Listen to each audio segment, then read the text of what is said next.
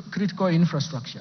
Mr. Speaker, the government continues to expand and critical infrastructure in roads, railways, sea, and airports to achieve socio-economic transformation. That will also enhance Kenya's competitiveness and facilitate cross-border trade and regional integration. Towards this end, I have proposed an allocation of Kenya shillings 193.4 billion for development of roads.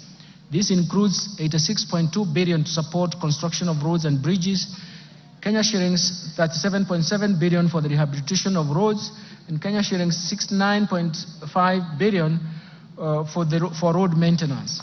Mr. Speaker, to expand the railway transport and even associated infrastructure, I have proposed Kenya shillings 25.2 billion.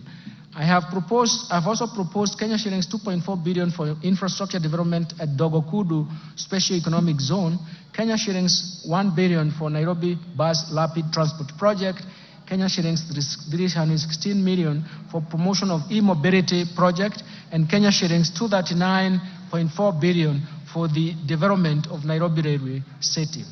To facilitate movement of goods and people in our inland waters, I have proposed an additional Kenya shillings 200 million for acquisition of ferries for Lake Victoria.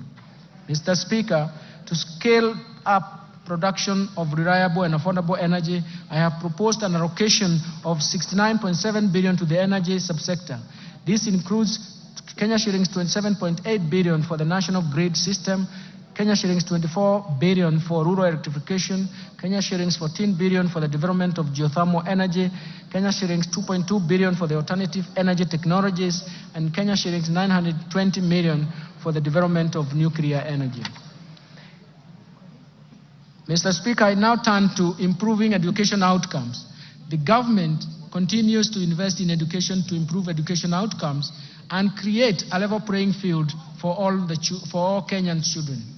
Mr. Speaker, from this end, I have proposed a total allocation of 656.6 billion, or 27.6% of total expenditures to the education sector.